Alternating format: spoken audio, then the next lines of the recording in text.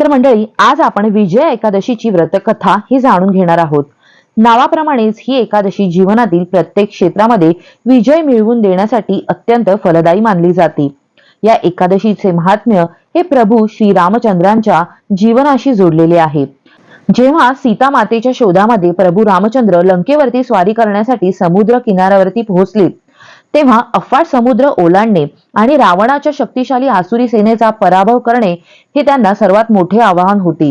त्यावेळी एका ऋषींच्या मार्गदर्शनानुसार प्रभू रामचंद्रांनी आपल्या वानर सेनेसह विधिवत विजया एकादशीचे व्रत केले. या व्रताच्या पुण्यप्रभावामुळे आणि दृढ संकल्पामुळे प्रभू रामांना रावणावरती विजय मिळवणे हे सुलभ झाले आणि म्हणूनच कोणत्याही कठीण प्रसंगामध्ये यश मिळवण्यासाठी हे व्रत म्हणजे रामबाण उपाय मानले जाते. तर मंडळी, ही कथा ऐकल्यानंतर प्रत्येकाच्या मनात एक प्रश्न उपस्थित राहील, तो म्हणजे केवळ व्रत करून लढाई जिंकता येते का? तर याचे उत्तर असे आहे की केवळ प्रयत्नांनी यश मिळतेच असे नाही, पण प्रयत्नांना उपासनेच्या बळाची ही जोड लागतेच. त्यामुळे आजच्या धावपळीच्या आणि स्पर्धेच्या युगात प्रत्येकालाच यश हवे असेल तर त्यासाठी आपल्याला आपल्या प्रयत्नांना उपासनेची सुद्धा जोड द्यावी लागेल. जय श्री हरी.